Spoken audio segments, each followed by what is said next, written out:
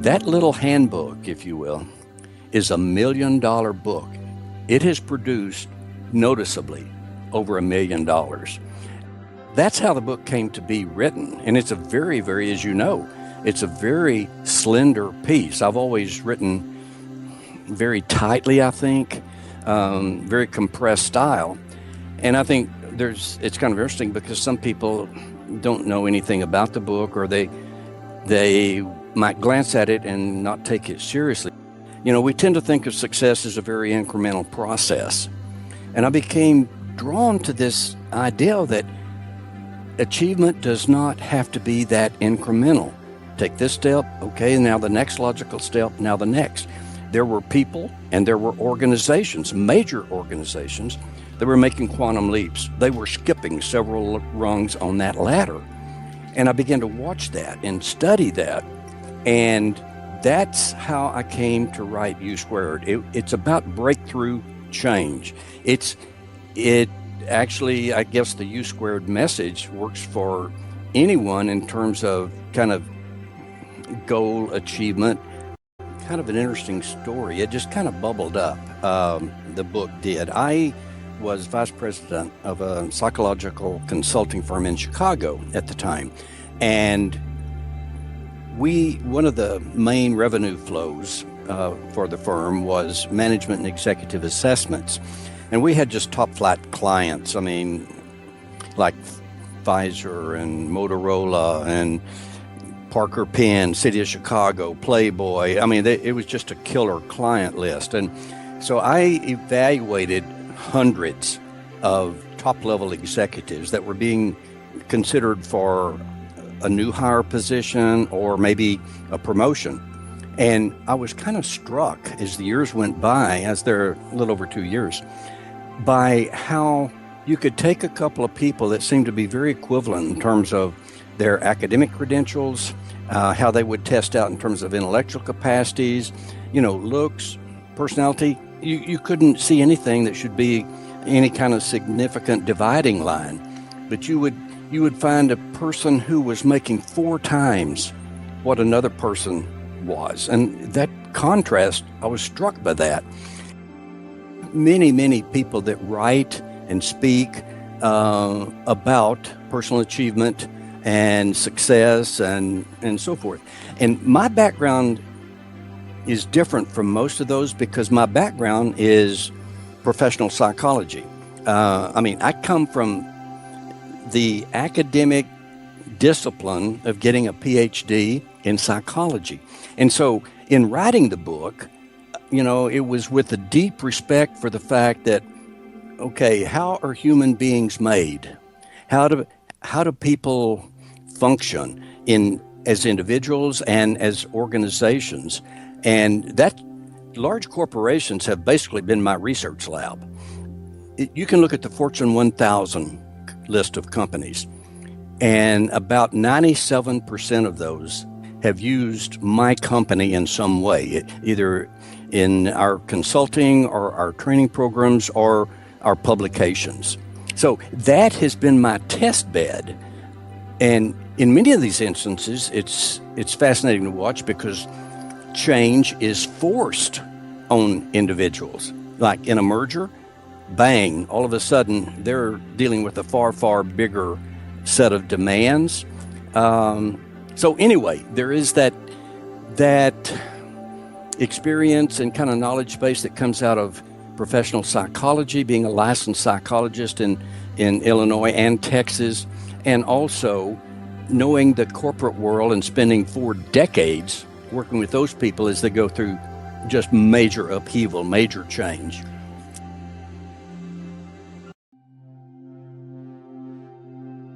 When somebody goes for the quantum leap, when they try to skip several rungs in the ladder, if you will, it brings a new set of personal dynamics, and it's kind of what we're writing to in the U Squared book. It's like unconventional growth calls for unconventional solutions.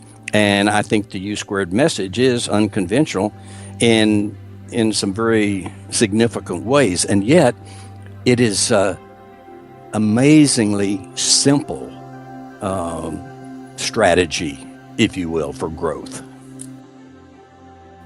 The key concept, I guess, of U squared, and it's really the kind of the founding principle of my company here in Dallas, is this concept of minimum effective dose, which is getting this idea of how simple can we make this. If you look at so much that is written about success methods, and personal achievement and how to manage one's life, I'm kind of an outlier, I guess, or have a little bit different perspective than some, particularly as it relates to the U squared message. Again, I would emphasize that U squared is about how to make a quantum leap in your life.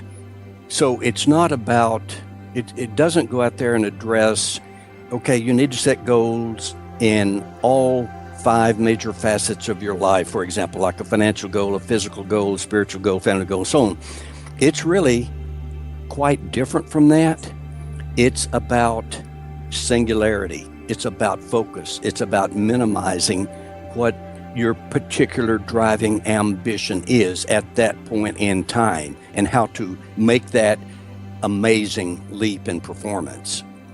And that's kind of how the minimum effective dose begins to apply, and just the 4 key principles underneath the quantum leap strategy. You get right down to it, most success methods have a depressingly high failure rate. They just do. Or if you want to use kind of a formal technical term, they have very low adherence. And by that, I mean people don't stick with the program until they hit their goals. And so you get that low adherence in the medical profession. People won't stay on their medicine. They won't stay on a treatment program. You'll see it when people are wanting to exercise and get in good physical condition and the like. And I think that part of the problem is people very commonly operate with too many goals. One of the handbooks I wrote, which is titled Fast Growth, and it's about accelerating your career, we talk about the need to be sharply pointed rather than well-rounded. If you look at most super high achievers, this has been my experience, you don't see this beautifully well-rounded person. You see someone who's so unbelievably specialized. They know what they want. They know what counts to them. They know what's precious in terms of their aspirations. And that's where they bring all of their personal resources to bear. Certainly, in my opinion, that's critical if you want to make a quantum leap. The 4 things that I point to as the critical core or the minimum effective dose formula for a quantum leap is, first of all, you need to know your aiming point. What is it that's your magnificent obsession? What is going to be magnetic north that pulls everything you've got toward it, okay? So that clear aiming point. You can call it a goal, but in the U squared concept, it's not just a goal. It's more like an obsession. It's more like, I want this so badly. This is so important to me. So you need that aiming point, because that's how you engage the heart. That's how you get passion working for you. So aiming point is the first thing in the strategy. Point 2 is pursuit. Simple, relentless pursuit. You got to move. You can sit and visualize till the cows come home. You can sit in your office or study at home and say affirmations to yourself. But we're talking about a tangible move toward that aiming point. Relentless pursuit. Okay? That's number 2. The third thing, and this is where we get into the more unconventional stuff, is what we call a quantum leap ritual. And this is in that neighborhood of the visualization process. But we talk about someone give me 12 minutes. Give me 12 minutes in the morning, hopefully another 12 minutes at night. But this is kind of like a period of reverie. It's where you get quiet, you relax. It's helpful if a person has a picture or an image of some kind that represents that aiming point, what that U squared condition or state is going to be like. To have that, it makes it easier for your brain to latch onto that and start helping you get there. So you get still, you relax, you read your goal, preferably out loud, and you memorize it. I've got a set of 3 goals. Every night I'm reading those goals. Except I don't read them anymore. I've got them so compressed, so tightly defined that they're like 2 or 3 sentences each. But they're all interconnected. It's all about getting to that aiming point of mine. So I don't have to read it. I know what it is.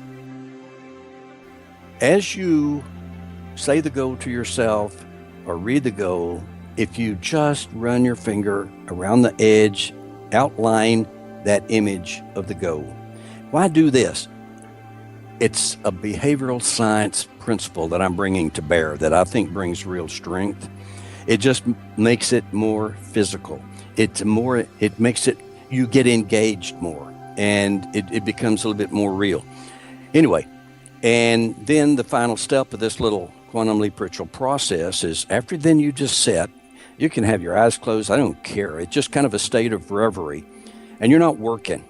You're not busting it, trying to come up with ideas or anything. You're just letting it be there in your mind. And ideas, if you do this on a consistent basis, ideas begin to bubble up. They just float through your head and they will come to you. And this is where the magic takes place. This is where the gods begin to speak to you.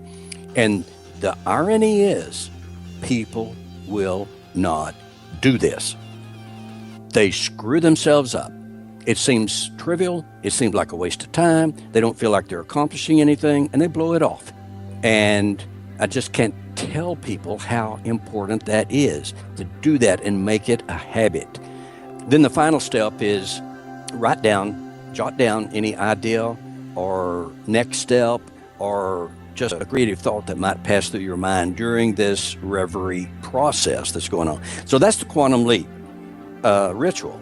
So you got your aiming point, your goal, the relentless pursuit, the quantum leap ritual, and then tracking your results. Tracking your results. You need a metric. You need something that monitors what you've done. And again, it is so powerful, so critical to the quantum leap process. And people are sorry as can be at doing that as well.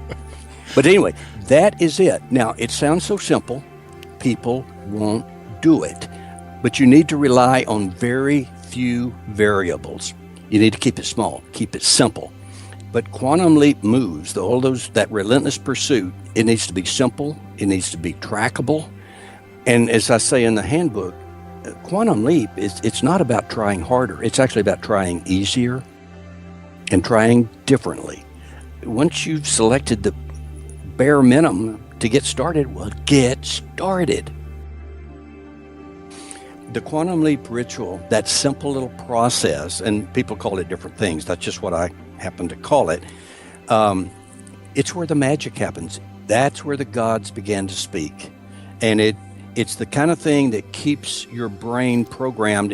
What it does is it activates the reticular activating system in your brain that is the goal-seeking mechanism that all of a sudden, if you really have that sharp aiming point, and if you're relentlessly moving toward that, I don't care how small the steps are initially, and you're living the ritual, tracking your progress, it all just coheres. And people, after I wrote U Squared, which actually was written in 1989, people would call me. I'd get calls or letters or whatever. That was back before you really had email working. But people would say, I love this book. It's changed my life. But how do you really do this? And I would get back to them and I'd say, you're making this harder than it is.